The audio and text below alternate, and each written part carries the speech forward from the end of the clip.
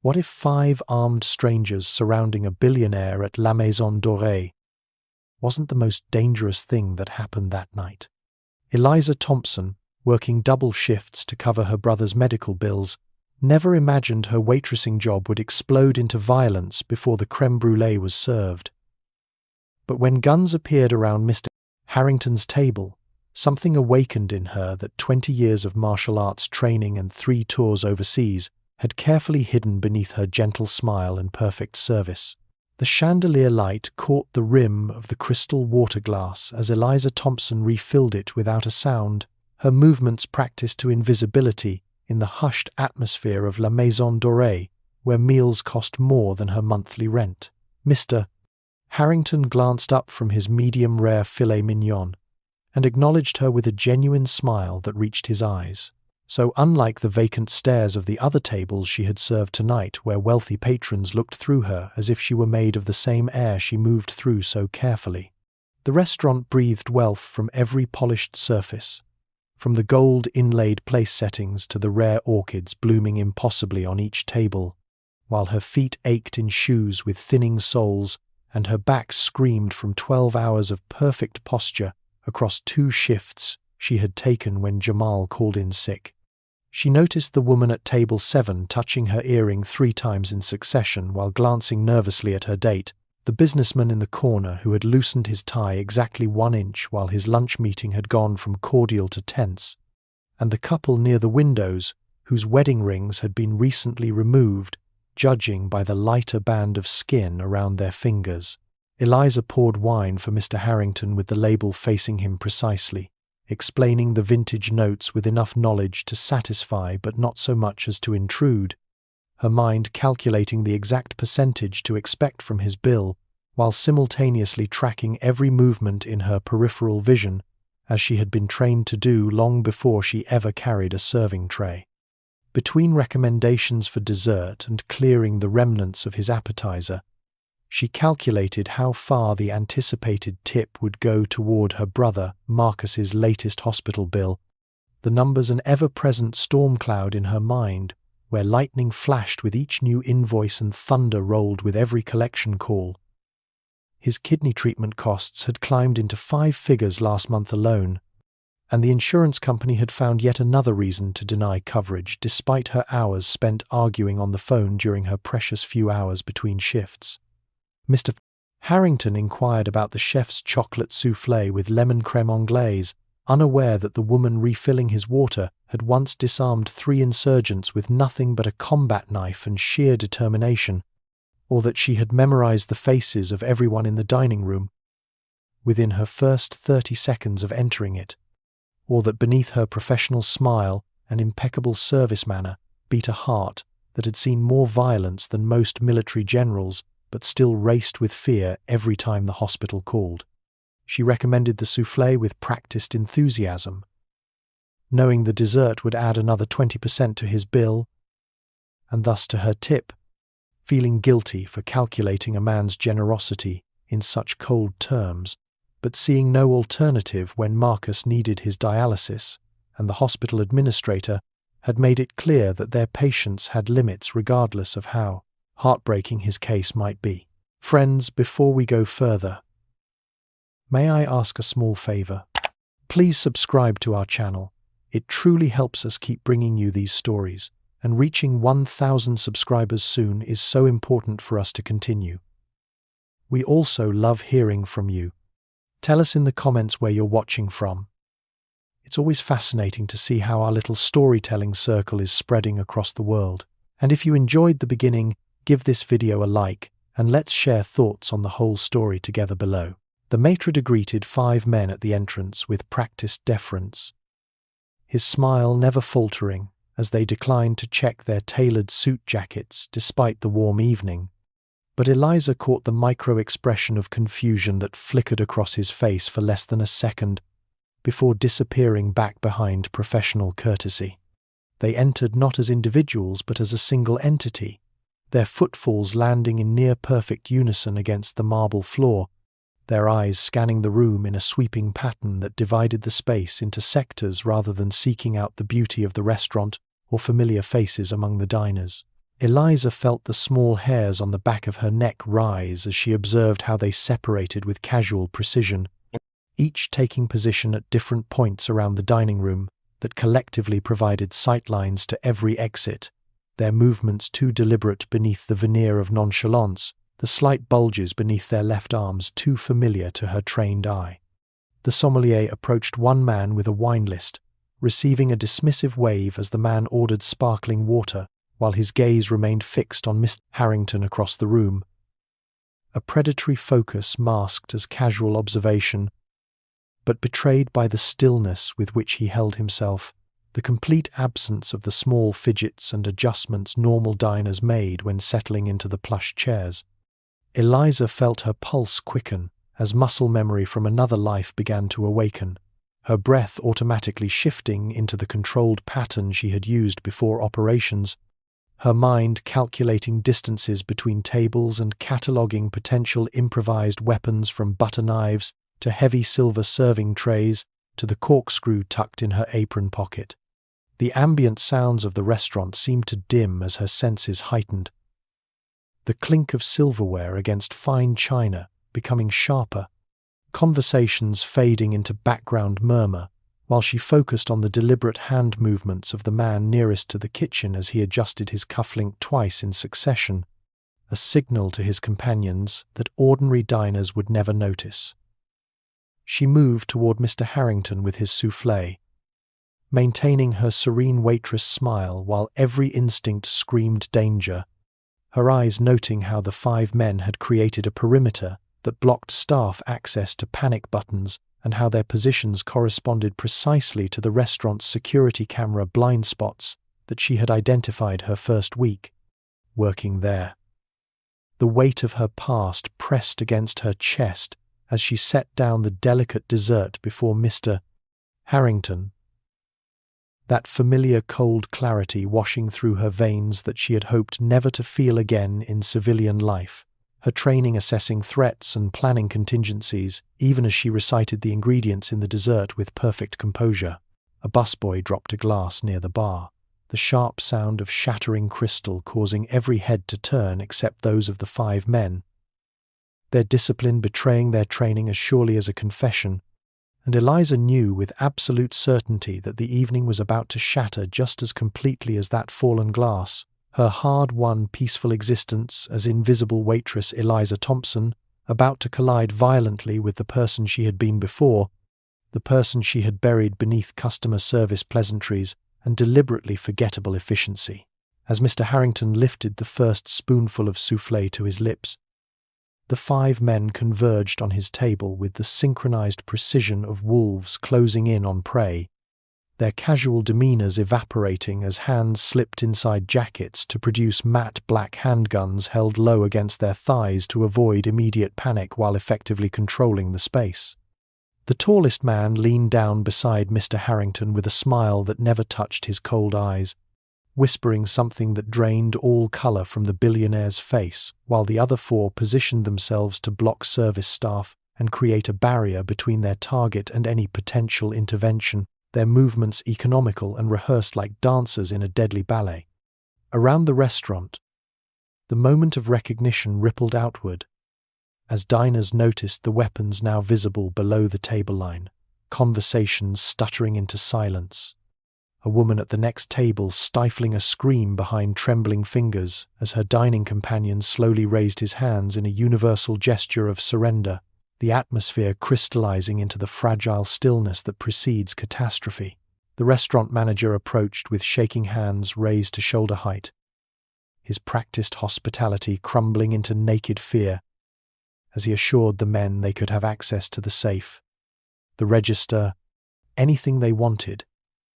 misinterpreting their intentions until the leader dismissed him with a curt instruction to shut down the restaurant's security system and lock the doors, revealing this was no ordinary robbery, but something far more targeted. From her position by the service station, Eliza watched the leader lean closer to Mr. Harrington, demanding access codes to Harrington Industries' server networks with knowledge that could only come from inside intelligence,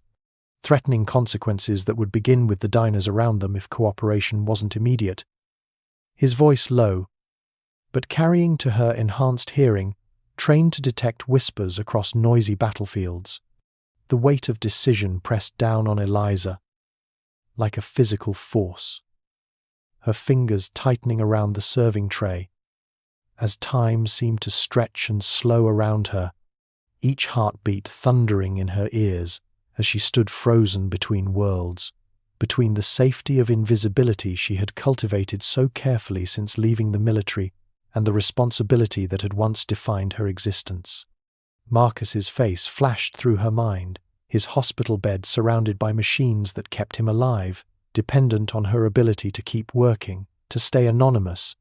to avoid the attention that would surely come if she revealed her capabilities here among witnesses with phones that could capture her face and skills that would raise questions about her past. Yet across from that image stood the restaurant filled with innocent people, Mr. Harrington, whose only crime seemed to be success and generosity, the young couple celebrating an anniversary at table 12, the elderly woman dining alone by the window, all now potential casualties. If these professionals escalated as training told her they inevitably would once they had what they came for, their evident preparation suggesting no intention of leaving witnesses to identify them. The familiar cold calculation of risk assessment battled against the moral certainty that had once led her to sacrifice career and safety to report corruption, the same certainty that had driven her to enlist in the first place, to protect those who couldn't protect themselves. The oath she had taken that no amount of betrayal or hardship had managed to erase from her conscience, despite everything it had cost her. Decision crystallized into action as Eliza released her breath and surrendered to training so deeply ingrained it lived in her muscles rather than her conscious mind, her body flowing into motion with liquid precision as she lifted the heavy silver serving tray and sent it spinning across the room like a discus, the edge connecting with the temple of the gunman nearest the kitchen with a sound like a muted bell that dropped him unconscious before his companions even registered movement. She was already advancing as the tray clattered to the floor, her sensible black server shoes silent against the carpet as she closed the distance to the second man who had begun to turn toward the disturbance, her fingers closing around the neck of a Bordeaux bottle from an adjacent table in a single fluid movement that continued upward in an arc that connected the bottle base with his jaw, the impact traveling up her arm as wine and glass exploded outward in a crimson spray that momentarily obscured her pivot toward the third attacker. The restaurant existed now, in that stretched time of combat awareness where every detail burned with hyperclarity. The startled expressions of diners evolving in slow motion, a woman's pearl necklace catching light as she gasped, the leader's eyes widening in belated recognition of threat, as Eliza flowed between tables with a waitress's economy of movement transformed into something lethal. She swept a butter knife from table 14 without breaking stride, her wrist flicking with surgical precision to send it spinning into the hand of the third gunman just as his weapon began to rise, the blade embedding between metacarpal bones with enough force to pin hand to thigh momentarily as she closed the remaining distance and delivered a precision strike to his carotid sinus that collapsed him boneless to the floor, already unconscious as he fell. The fourth man managed to level his weapon at her, but found his arm suddenly trapped between the heavy wooden tray she had snatched from a passing busboy and her forearm, the fulcrum pressure against his elbow, forcing involuntary release of the gun which she caught with her free hand before it hit the carpet, ejecting the magazine with her thumb while simultaneously using his compromised balance to redirect his momentum into the dessert cart. The leader alone had time to fully comprehend the threat she represented, his expression shifting from confusion to professional assessment in the split second before she vaulted over a chair and launched into a flying kick that connected precisely with his sternum, driving him backward into the wall, where framed vintage wine labels shattered around him as he collapsed, gasping beside an appalled couple who had been celebrating their anniversary. From his table, Mr. Harrington watched with an expression of perfect astonishment as his unassuming server systematically dismantled 5 armed professionals in less time than it had taken her to describe the evening specials, her movements displaying a balletic lethality that belonged in classified military files rather than a fine dining establishment. The absolute disconnect between her carefully maintained waitress persona and the combat specialist, now securing weapons and restraining unconscious assailants, using napkin holders and decorative cords from wine presentations, creating a moment of cognitive dissonance that left him momentarily speechless. Restaurant security burst through the doors with weapons drawn exactly 2 minutes after Eliza had secured the final attacker with makeshift restraints, their delayed response confirming her earlier assessment of their inadequate protocols, their expressions cycling from professional alertness to confusion to astonishment, as they absorbed the scene of 5 incapacitated men being watched over by a slender waitress who held herself with unmistakable command presence, despite her uniform and serving apron. Police sirens wailed in the distance as Mr. Harrington made a series of phone calls, his voice low and urgent, his eyes never leaving Eliza as she efficiently answered preliminary questions from security, while simultaneously checking the pulse points of her unconscious opponents with the clinical detachment of someone accustomed to rendering medical assessment under pressure. The restaurant manager hovered nearby, alternating between effusive gratitude and barely concealed anxiety about the extensive property damage, the disruption to service,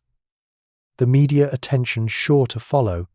his priorities so wildly misaligned with the situation that Eliza might have laughed if the familiar weight of unwanted attention hadn't already settled around her shoulders like a shroud. Hours later, after statements had been given and surveillance footage reviewed, after the last police officers had departed with the handcuffed assailants,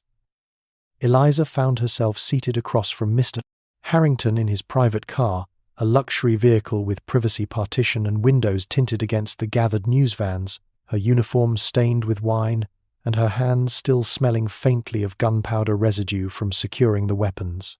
The tablet he handed her displayed her military file, complete with redacted sections that spoke volumes in their censored blocks,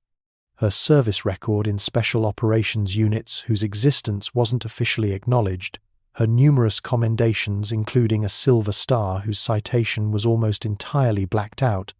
and finally the discharge that had been technically honourable but had been followed by whispers and closed doors, by promised positions that mysteriously evaporated, by former colleagues who stopped returning calls. Mr. Harrington spoke with quiet precision as he explained what his considerable resources had uncovered in the mere hours since the attack, how Eliza had reported illegal operations being conducted by private military contractors working alongside her unit, how those contractors had connections to powerful figures in both government and industry who had ensured her specialized skills would never find appropriate employment, how she had been systematically erased from consideration for security positions that would have paid 20 times her waitress salary, despite her unparalleled qualifications. The familiar cold dread pooled in her stomach as Eliza realized her carefully constructed anonymity had been shattered, her brother's treatment now jeopardized by her impulsive decision to act, her future once again controlled by forces beyond her influence, until Mr. Harrington spoke the words that shifted her universe with the same sudden violence with which she had taken down the attackers, his voice carrying absolute conviction as he detailed how his own family had once been victimized by the same corrupt network she had exposed, how he had been quietly gathering evidence against them for years, without knowing the final pieces that her testimony could provide, how the attack tonight connected directly to their shared enemies, who feared what Harrington Industries' new cybersecurity division might uncover. The morning news blazed with sensationalized headlines about the waitress hero who had single-handedly thwarted an attack on tech billionaire James Harrington, amateur footage from diners' phones showing blurry snippets of Eliza in action, despite the restaurant's attempts to control the narrative, her face partially visible in several frames that had already generated millions of views and triggered facial recognition algorithms whose silent alerts were even now blinking on screens in offices where her former commanders sat today. She pulled her baseball cap lower as she hurried through the hospital corridor, grateful that most news outlets had misreported her name as Elizabeth rather than Eliza. But knowing that protection was temporary at best, the weight of exposure settling into her bones with the same cold certainty as when she had first realized the consequences of reporting what she had witnessed overseas. The administrative office of the Kidney Treatment Center was overly bright, with fluorescent lighting that revealed every worry line on the facility director's face as she slid a document across the desk explaining that without immediate payment of $50,000 for treatments already rendered,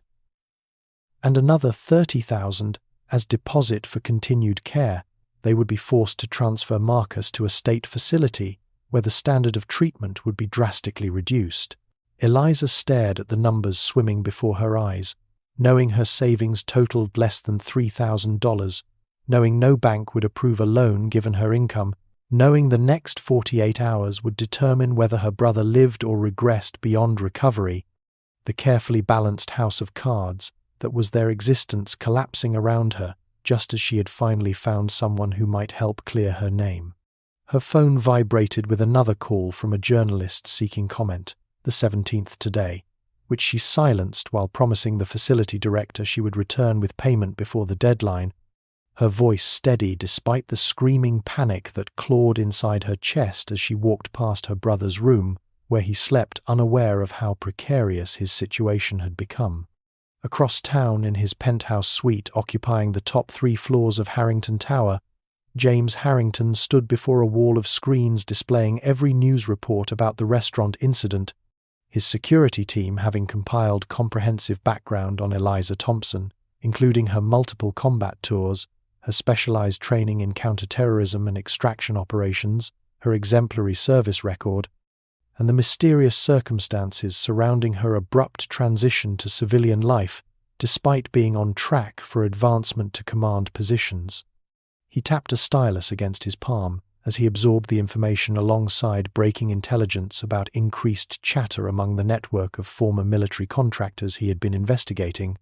their sudden scramble to contain potential exposure, suggesting Eliza's reappearance in public view had triggered contingency protocols, confirming his suspicion that she represented a significant threat to their operations beyond her formal complaint. His financial team had already traced the money behind the restaurant attackers to a shell company linked to Dynacor Securities, the same private military contractor implicated in the illegal operations Eliza had reported, the web of connections growing clearer with each hour his considerable resources devoted to investigation. A notification appeared on his private phone, the specialized alert tone indicating it came from his source at Metropolitan Hospital, the message confirming what he had anticipated, that Eliza Thompson would soon face financial pressure designed to force her into accepting help from the very people who had arranged her blacklisting, a classic manipulation tactic he had seen deployed against others who threatened the network. Harrington turned to the window overlooking the city spread below like a circuit board of lights and shadows, his reflection resolute in the glass, as he authorized a series of encrypted commands to his most trusted team members, setting in motion a plan that would either secure an invaluable ally in his long-running shadow war or potentially expose vulnerabilities he could not afford. The first major move on a chessboard where Eliza Thompson had suddenly appeared as both the most powerful piece and the most vulnerable. The private hospital room where Marcus had been unexpectedly transferred overnight gleamed with state-of-the-art medical equipment, the attending physician explaining treatment protocols that hadn't been available at his previous facility, while Eliza stood frozen trying to process this sudden reversal of fortune that had occurred without her knowledge or consent. A discreet knock at the door revealed Mr. Harrington, impeccably dressed in a suit that probably cost more than she had earned in the past 6 months, his expression revealing nothing as he gestured toward the hallway where they could speak privately, his presence here answering at least one of the questions ricocheting through her mind. Outside the room, he handed her a leather portfolio containing employment documents for a position as head of personal security at Harrington Industries. The attached compensation package listing a salary with so many zeros that she briefly wondered if it was some elaborate typographical error, along with comprehensive benefits that specifically included full medical coverage for immediate family members with no exclusions for pre-existing conditions. Harrington spoke with the quiet confidence of someone accustomed to having enormous problems solved by simply allocating sufficient resources, explaining that her brother's medical care had been guaranteed regardless of her decision, but that he hoped she would consider his offer, as the attack at the restaurant had exposed critical vulnerabilities in his security protocols that someone of her unique qualifications could address. The calm in his voice faltered only when he mentioned how the authorities had identified Cameron Voss, CEO of rival technology firm Nexalon Dynamics, as the orchestrator of the restaurant attack. Private communications recovered from the assailants' devices, revealing his involvement along with references to an operation called Blacklight that appeared to target several former special operators who had served with Eliza. Harrington's eyes held hers as he revealed that Voss had been the primary defense contractor responsible for the illegal operations she had reported years ago, his company having since rebranded and expanded into legitimate security technology while maintaining shadowy connections to the network that had ensured her military expertise would never threaten their interests, a fact confirmed by financial traces showing Voss had personally arranged for potential employers to receive anonymous warnings about her supposed instability whenever her name appeared in their candidate systems. On the television mounted in the hallway, Business News reported Nexalon's upcoming demonstration of their revolutionary security system, designed to replace human security personnel with AI-driven surveillance and response technology, the camera panning across Cameron Voss as he smiled with practiced charm for the press, his perfectly tailored appearance and polished demeanor masking the man who had ordered 5 armed men to threaten innocent civilians simply to access proprietary information from a business competitor. The coincidence of timing between the attack and this announcement registered in her tactical assessment,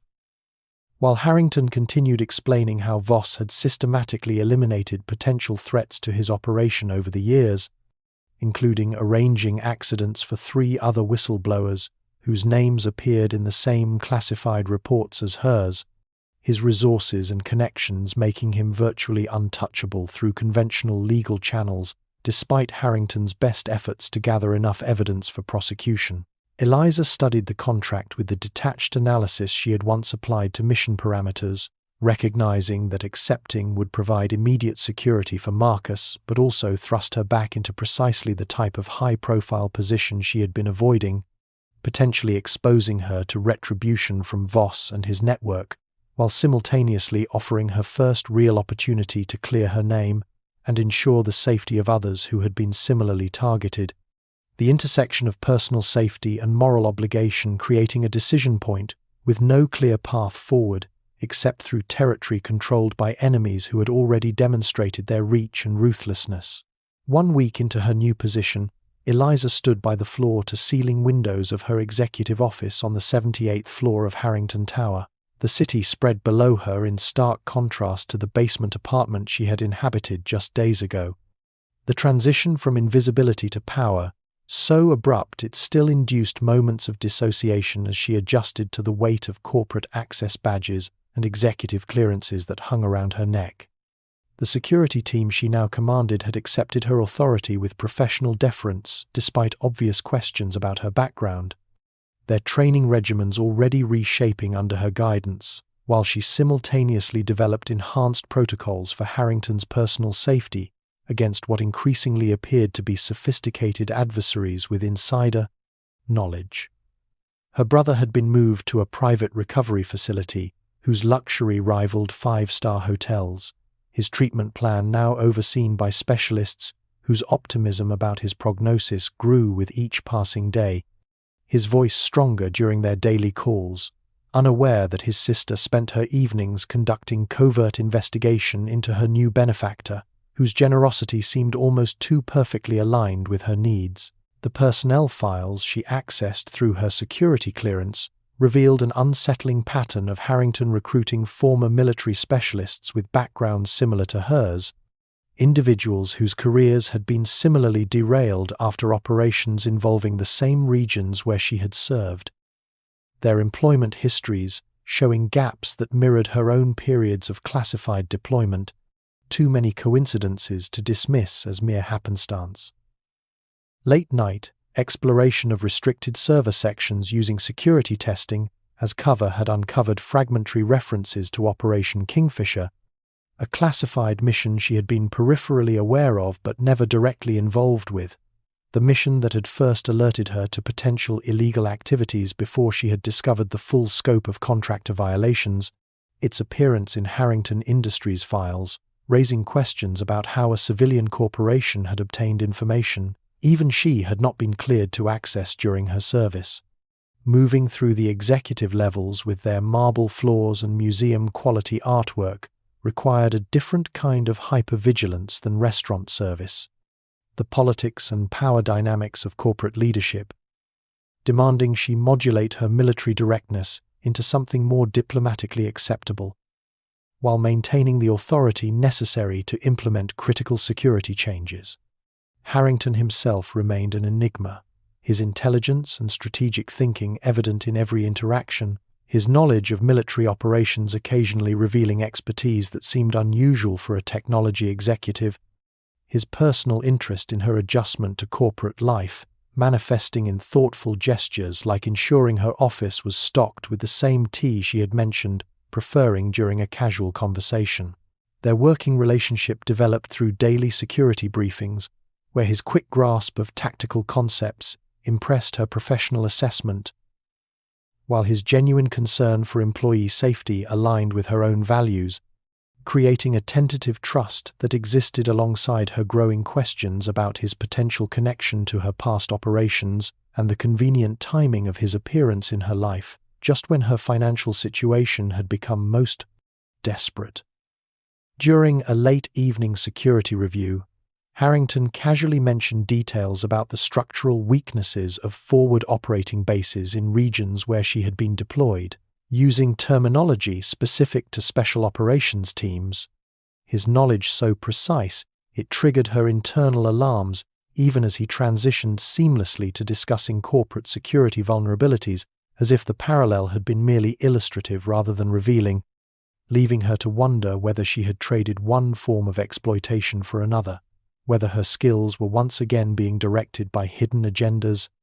and whether her new benefactor was truly the alternative to Voss he presented himself to be, or merely another side of the same corrupt system that had discarded her when she refused to remain silent about injustice. The explosion ripped through the research lab on Sublevel 3 with surgical precision. The blast radius carefully calculated to destroy specific prototype servers while leaving adjacent areas intact, evidence of professional expertise that confirmed Eliza's assessment that this was no random act of industrial sabotage, but a targeted strike with military planning behind it. Emergency protocols she had implemented just 3 days earlier activated flawlessly, containment doors sealing to prevent secondary damage, while evacuation routes she had personally mapped guided researchers to safety through passages unknown even to most security personnel, her foresight preventing casualties that would have been inevitable under the previous systems. Through the chaos of fire suppression systems and emergency responders, she maintained command presence while simultaneously scanning for secondary threats, the familiar battle calm settling over her as she directed her security teams with the efficiency that had once guided special operators through hostile territory, her body instinctively positioned between potential danger and the civilians under her protection.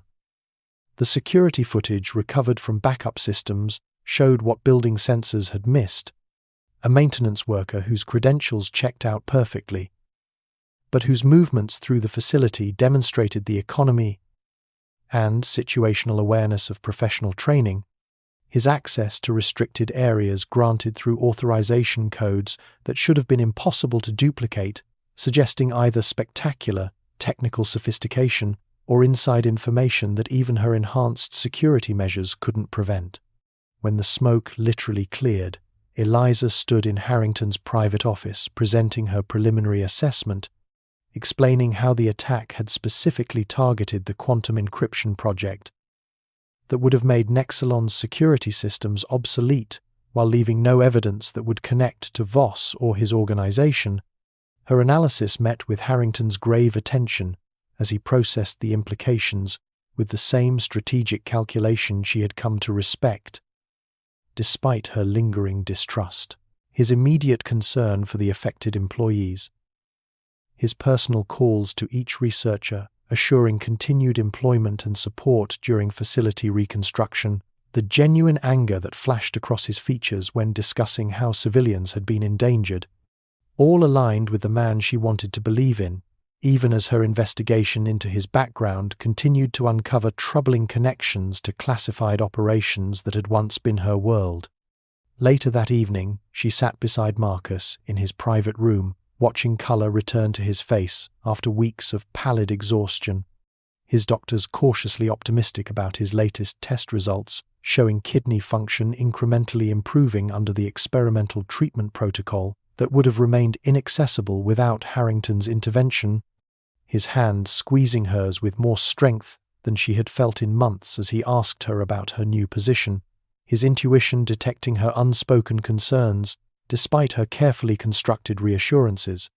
The weight of responsibility pressed against her chest as she considered how her brother's life now depended on treatment only Harrington's resources could provide, how dozens of employees had been saved by security measures she had implemented,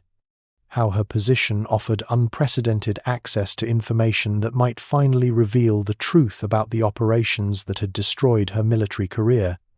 and how increasingly clear it became that Voss would continue escalating attacks regardless of collateral damage to achieve his objectives. Between visits to her brother and managing corporate security, she maintained her covert investigation into Harrington, each fragment of information creating a mosaic that simultaneously suggested his knowledge of classified operations and his opposition to the very networks that had blacklisted her, his resources providing protection for others who had been similarly targeted, while his business initiatives systematically undermined the technological advantages that kept Voss and his associates beyond legal accountability, creating a contradictory picture of a man who might have been adjacent to the corruption she had exposed, but who now appeared dedicated to dismantling it through means unavailable to traditional justice systems. The encrypted files appeared on her secure terminal at 3:17 in the morning, transmitted through channels that shouldn't have existed on civilian networks, bearing classification markers that made her blood run cold. As she recognized the distinctive formatting of military intelligence reports she had once been authorized to access, her fingers hovered over the keyboard for one heartbeat before security training overrode hesitation, her mind cataloging potential sources, consequences, and the impossibility of these documents reaching her through conventional means, while she simultaneously began scanning content that struck her with physical force as she recognized operation names, dates, and locations from the nightmare period that had ended her military career. The documents laid bare what her official investigation had only glimpsed: detailed operational plans for black site interrogations that violated every international agreement and human rights standard, financial trails connecting these operations directly to Nexalon when it had operated under its previous name as Voscor Defense Solutions, and most damning, explicit communications from Cameron Voss authorizing procedures while acknowledging their illegality and the necessity of maintaining plausible deniability through multiple cutouts and shell corporations. Her hands trembled slightly as she scrolled through personnel files of the team members who had served alongside her, discovering systematic character assassination campaigns launched against anyone who had been adjacent to her investigation, careers destroyed through carefully planted evidence of instability, substance abuse, or security violations, lives ruined through the same blacklisting that had reduced her from decorated special operator to anonymous waitress struggling to support her brother. The final document in the sequence landed like a physical blow.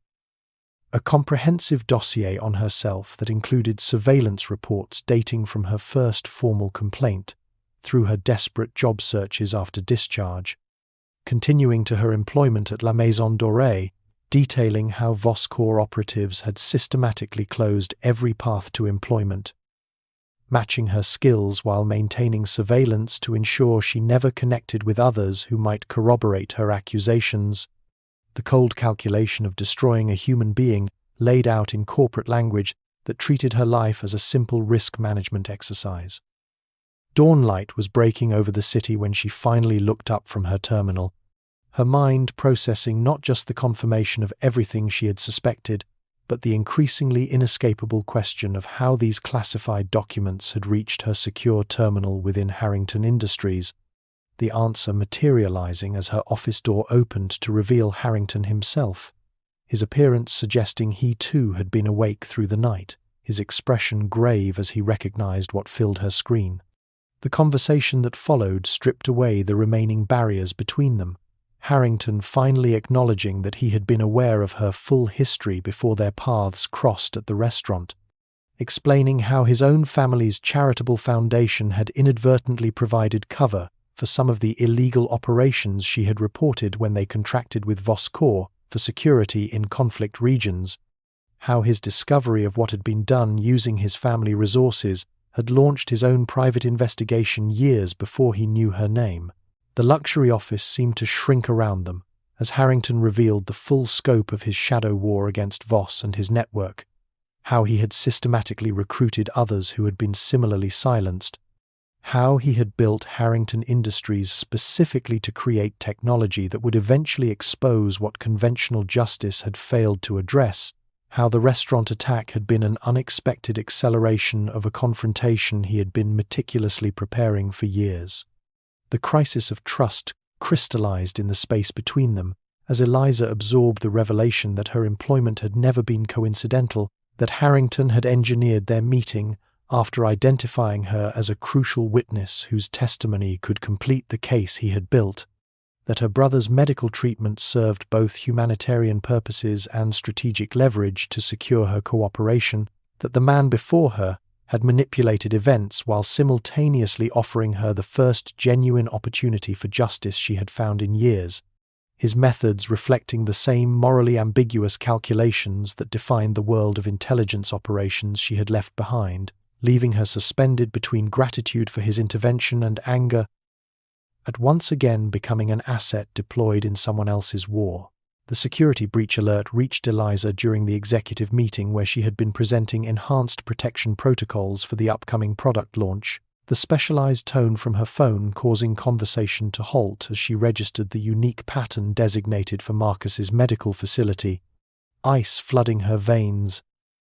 as she excused herself with professional composure that masked the rising dread. The security footage from the medical center played on her tablet in the hallway outside the boardroom, showing how the 4 men in maintenance uniforms had moved with military precision through blind spots she herself had identified during her security assessment of the facility, their efficiency speaking to professional training as they disabled the nurse assigned to Marcus and transferred her sedated brother to a service elevator, using medical equipment that provided perfect cover for their extraction. Harrington found her in the executive garage 18 minutes later as she armed herself from the specialized equipment cache she had established for emergency response, her movements precise and economical as she prepared for the type of operation she had once led before her discharge, the familiar weight of tactical gear settling around her body, like the return of her true skin after years of enforced civilian vulnerability. The message waiting on her secure line contained everything she had anticipated. Surveillance photos proving Marcus was still alive, medical readings indicating his condition remained stable on portable equipment, and the demand she had expected, access to the quantum encryption protocols Harrington had developed specifically to overcome Nexalon's security systems, the technology that would expose the network of illegal operations Voss had built his empire upon, in exchange for her brother's safe return. The impossible choice crystallized with merciless clarity, betraying Harrington and destroying years of work that could finally bring justice to countless victims of the operations she had originally reported, or sacrificing the brother she had restructured her entire existence to protect. The brother who had stayed by her side through the darkest period of her life when her name had been systematically destroyed, the only family she had left in the world. Harrington watched her with understanding that transcended words as she processed the tactical situation. His resources already mobilizing as satellite imagery tracked the vehicle that had transported Marcus, his technical teams establishing parameters to create a convincing facsimile of the encryption protocols that might buy crucial hours, his security personnel awaiting her command rather than attempting to sideline her despite her obvious personal involvement that would have disqualified her from the operation under standard protocols. The betrayal option unfolded in her tactical assessment with brutal precision, how she could provide actual access while appearing to cooperate with Harrington, how her intimate knowledge of his security systems created vulnerabilities that even his considerable resources couldn't fully protect against, how Voss might credibly offer both her brother's safety and her own restored reputation through his extensive connections if she facilitated his acquisition of the technology that threatened his empire, the weight of years spent in powerless obscurity, pressing against her professional detachment as she considered the certainty of her brother's safety against the theoretical justice that might never materialize, even with Harrington's resources. The alternative path appeared equally clear in her mind. The tactical approach to the location where satellite tracking and predictive algorithms suggested Marcus was being held, the assets available through Harrington's private security resources, the statistical probability of success measured against her brother's survival if the operation failed, the certainty that Voss would eliminate both of them regardless of her cooperation once he had obtained what he needed, the possibility that she might save her brother but lose the one opportunity to expose the corruption that had destroyed so many lives, including her own. Harrington stood before her in the garage, surrounded by the machinery of modern warfare disguised as corporate security assets, his expression reflecting not the demand of an employer or the manipulation of a handler, but the respect of someone who recognized the impossible weight of the choice before her, his words carrying the simple truth that he would support whichever decision she made while acknowledging that only she could determine the cost she was willing to bear, the choice now hers alone as it should have been from the beginning, her brother's life and her own integrity hanging in the balance as precious minutes ticked away and the window for successful intervention narrowed with each passing second. The decision crystallized in the space between one heartbeat and the next, years of training and hard-won wisdom coalescing into certainty as Eliza recognized the pattern before her. How Voss had systematically isolated targets by severing their connections and forcing impossible choices that left them vulnerable to manipulation, the same tactics he had deployed against her, and countless others who had stood against his operations. She lowered her weapon and faced Harrington directly, tactical calculation giving way to the human truth she had been withholding, confessing her investigation into his background, her contingency plans for betrayal if necessary, the exit strategies she had maintained since her first day of employment, and most critically, her suspicion that despite his apparent opposition to Voss, he might represent another facet of the same corrupt system she had sacrificed everything to expose. The relief that washed across his features surprised her, his response, not defensive, but almost grateful for her caution as he opened secure files on his personal tablet showing surveillance images of a young woman in a hospital bed connected to life support machines, his sister Amelia Harrington, who had been investigating humanitarian abuses for their family foundation when she encountered the same black site operations Eliza had reported, her subsequent poisoning diagnosed as rare autoimmune disease, until Harrington had commissioned independent toxicology that identified compounds used exclusively in intelligence operations. The parallel tracks of their investigations unfolded in rapid exchange, how Harrington had used his family fortune to create a technology company specifically designed to develop systems that could penetrate the security networks protecting Voss and his associates, how he had systematically recruited others who had been silenced through similar methods, building a team with the specialized skills and personal motivation to pursue justice outside conventional channels that had been compromised through Voss's connections. Their shared understanding deepened as Harrington explained how he had been monitoring Eliza since discovering her name in the same classified files that mentioned his sister, how the attack at the restaurant had accelerated his timeline for approaching her, how his original plan for a more gradual revelation had been abandoned when Voss's operatives had made their move, forcing him to intervene in her life more directly than he had intended. The operational planning began immediately. Tactical displays showing the abandoned medical research facility where satellite tracking and power grid anomalies suggested Marcus was being held, structural schematics appearing alongside security assessments as Harrington's team integrated real-time intelligence with Eliza's combat expertise, her familiarity with Voss's tactical procedures combining with Harrington's technological resources to create an intervention strategy with the highest probability of success. Their alliance solidified through the shared language of strategic planning, personal vendettas transforming into professional objectives as they identified insertion points, contingency protocols, and extraction routes, Eliza's military precision complementing Harrington's innovative approach to security challenges, their respective experiences creating a synergy neither could have achieved alone. The truth revelation sequence continued as they prepared for deployment, Harrington explaining how his quantum encryption breakthrough had created the first genuine threat to Voss's operation by enabling secure communication between whistleblowers whose isolated testimonies could be combined to reveal the full scope of illegal activities. How the technology would make it impossible for Voss to monitor and neutralize potential witnesses as he had done in the past. How Eliza's first-hand knowledge provided the final piece needed to expose operations that had been systematically buried through intimidation, bribery, and strategic elimination of evidence. As specialized equipment was distributed to the tactical team assembled from former special operators Harrington had similarly rescued from obscurity, each with their own stories of silencing and blacklisting, Eliza recognized that she was no longer fighting alone against overwhelming opposition, but had found unlikely allies in the shadow war she had been waging since first discovering the corruption that had destroyed her military career,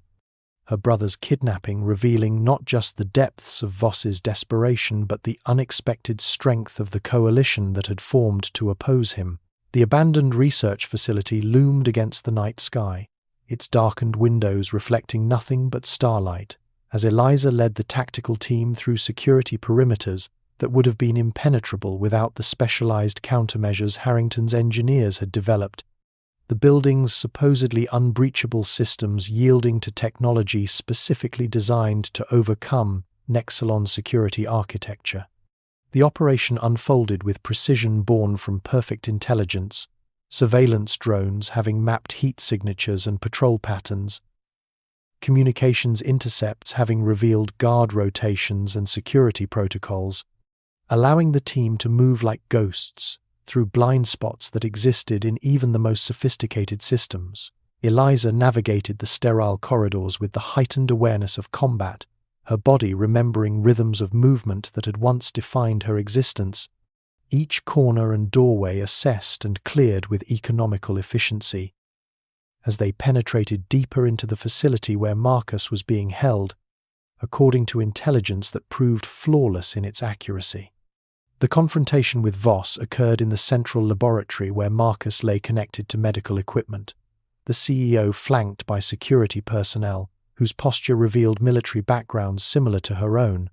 his expression shifting from confident control to disbelief as he realized his location had been compromised, despite precautions that should have been insurmountable, his attempt to negotiate advantage evaporating as synchronized teams secured the facility's communication systems and external security personnel. What transformed the operation from simple rescue to justice served was the live stream Harrington initiated through secure channels that bypassed conventional blocking technologies, broadcasting to law enforcement agencies, military oversight committees, and news organizations simultaneously,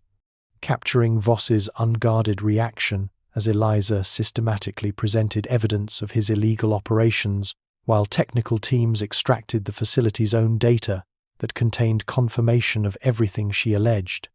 The accumulated weight of years spent in powerless silence lifted as she forced Voss to confront documentation of black site interrogations, financial records connecting him directly to operations he had publicly denied knowledge of, surveillance orders targeting whistleblowers, including herself, the systematic destruction of evidence and witnesses that had protected his empire for years now, exposed beyond possibility of containment or denial. Marcus watched from his medical bed as his sister transformed from the struggling waitress who had sacrificed everything to care for him into the commanding presence who had once led elite teams in the defense of principles larger than personal safety or advancement, her voice unwavering as she detailed the corruption that had ended her military career, while tactical teams secured the facility and medical personnel stabilized his condition for transport. The justice that had eluded conventional channels manifested through the inexorable machinery Harrington had constructed specifically for this purpose. Federal agents arriving with warrants based on evidence transmitted during the operation, military investigators whose jurisdiction had been established through the documented involvement of active duty personnel in illegal activities, regulatory authorities empowered to freeze assets and operations, pending comprehensive investigation of violations that spanned multiple countries and jurisdictions. In the weeks that followed, Eliza stood beside Harrington as congressional testimony and military review boards systematically dismantled the narrative that had been constructed to discredit her. Her service record formally amended to reflect commendations rather than the fabricated concerns about judgment and stability that had forced her discharge. Financial compensation authorized for years of blacklisting and lost opportunity. Public recognition replacing the character assassination that had once reduced her to anonymous service work. The transformation completed itself not through the external validation of restored reputation or legal vindication, but through the internal resolution that came from standing in her truth without compromise or concealment, from reclaiming her identity as someone who had sacrificed personal advancement for principle and had ultimately been proven right despite overwhelming opposition, from knowing that her stand against corruption had not been in vain but had become the cornerstone of systemic reform that would protect others from similar abuses of power and position. 1 year later, Eliza stood at the podium in the Harrington Industries Auditorium, the sleek executive attire she wore as Director of Integrity and Security Operations, a stark contrast to the waitress uniform that had once defined her public identity, addressing the newest cohort of recruits to the Kingfisher Initiative. She had established with Harrington's full support and resources. The program specifically sought out veterans who had been sidelined through similar blacklisting, individuals whose careers had been derailed after reporting violations or refusing to participate in questionable operations, their specialized skills and ethical foundations making them ideal candidates for the security division she had built from the ground up, with principles of accountability and transparency at its core. Marcus moved through the reception area with newfound strength, his medical journey having progressed from critical condition to full recovery under the specialized treatment protocols Harrington had made available. His experience as a patient now transformed into professional expertise as he headed the medical division of the Kingfisher Initiative, developing support systems for veterans whose health challenges had been weaponized against them by the same networks that had once targeted his sister. The transformation extended beyond their personal redemption story. Dozens of formerly blacklisted specialists now employed in positions that honored their skills and integrity rather than punishing their principles, their combined expertise creating security systems designed specifically to protect whistleblowers and ensure that evidence of corruption could not be so easily contained or discredited in the future. Where once Eliza had stood alone against overwhelming opposition, She now led a growing network of professionals united by shared experience and common purpose, their collective impact reshaping industry standards and accountability measures across both private and public sectors, their success demonstrating the power of moral courage, amplified through strategic application of resources and influence. The legal aftermath of Voss's exposure continued to ripple through multiple jurisdictions, each investigation uncovering new connections to operations that had once seemed untouchable, former associates turning state's evidence to reduce their own exposure,